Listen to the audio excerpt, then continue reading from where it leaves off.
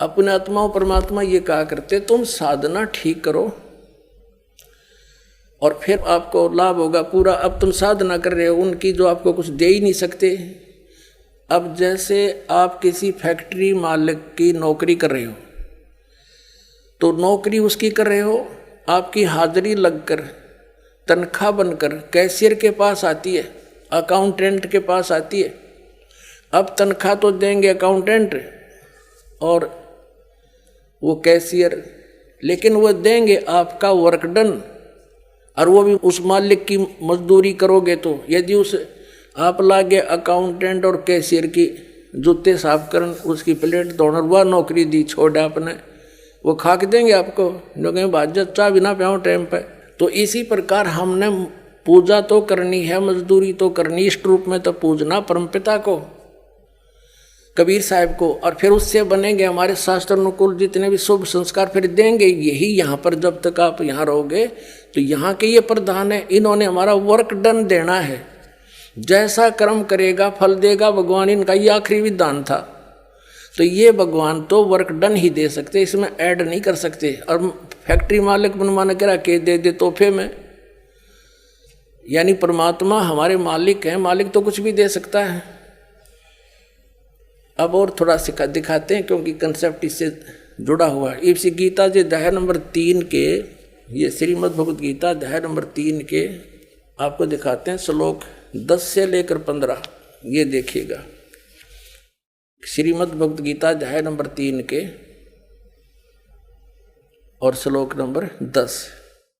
प्रजापति ब्रह्मा ने कल्प के आदि में यज्ञ सहित प्रजाओं को रचकर कहा था, तुम लोग इस यज्ञ के द्वारा, यज्ञ माने धार्मिक अनुष्ठान, शास्त्र अनुकूल वृद्धि को प्राप्त हो। यह यज्ञ तुम लोगों को इच्छित भोग प्रदान करने वाली हो। 11वें में कहा है, यज्ञ के द्वारा देवताओं को उन्नत करो और वो देवता तुम लोगों को उन्नत करें। इस प्रकार निस्वार्थ भाव से एक दूसरे को उन्नत करते हुए तुम लोग कल्याण को प्राप्त हो जाओगे। 12वें में फिर कहा है, यज्ञ के द्वारा बढ़ाए गए देवता, बताओ देवता ने क्या हम पकड़ कर बढ़ावांगे, खींच कर बढ़ावांगे उन्हें। अब ये विधि बता रखी है कि शास्त्र अनुकूल साधना करने से, जड़ की पूजा करने से ये तीनों देवता रूपी शाखा बढ़ जाएंगी, बड़ी हो जाएंगी, फिर ये फल देंगे।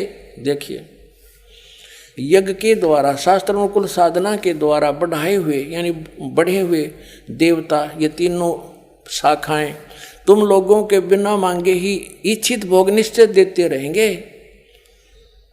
उन देवताओं को दिए हुए भोगों को जो पुरुष उनके बिना दिए स्वयं भोगता है वह चोर है। अब क्या सिद्ध हो गया कि जैसे हम मूल की पूजा करेंगे, मूल की यानी जड़ की पूजा करने से टहनी बड़ी हो जाएंगी, ये देवता बढ़ गए, बड़े होकर ये फलों से लथपथ हो जाएंगी, ये टहनी बिना मांगे देंगे अपने आप, क्योंकि हम मूल की पूजा कर रहे हैं तो अपने आप इनका बस की बात नहीं, देने पड़ेंगे फल हमारे को। आगे देखो, और जो फिर कहते हैं धर्म दान नहीं करते तो वो तो चोर हैं, वो फिर स्वयं भोगता है बिना उनको दिए यानी बिना कुछ दान किए तो चोर है। 13वें में कहा है, यज्ञ से बचे हुए अन्न को खाने वाले श्रेष्ठ पुरुष सब पापों से मुक्त हो जाते हैं, और जो पापी लोग अपने शरीर पोषण के लिए ये अन्न पकाते हैं वे तो पाप ही खाते हैं। इसका कहने का भाव यह है, अपने आत्माओं यहाँ पर सतलोक आश्रम बरवाला जिला हिसार हरियाणा में पूरे विश्व में एक ये स्थान है जहाँ शास्त्र अनुकूल साधना होती है।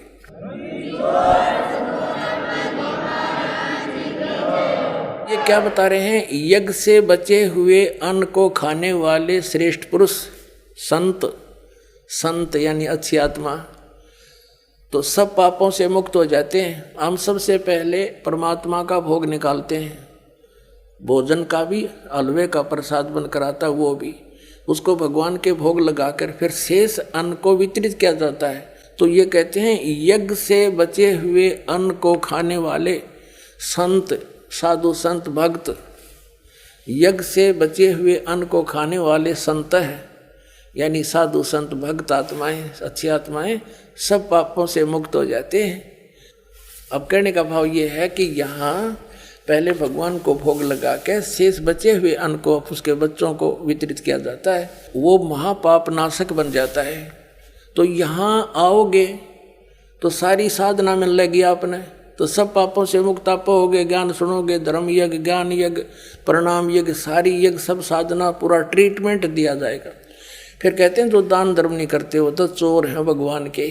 जिन हर की चोरी करी और गए राम गुण भूल, ते बिदना बागुल किए वो फिर झूले उल्टी झूल।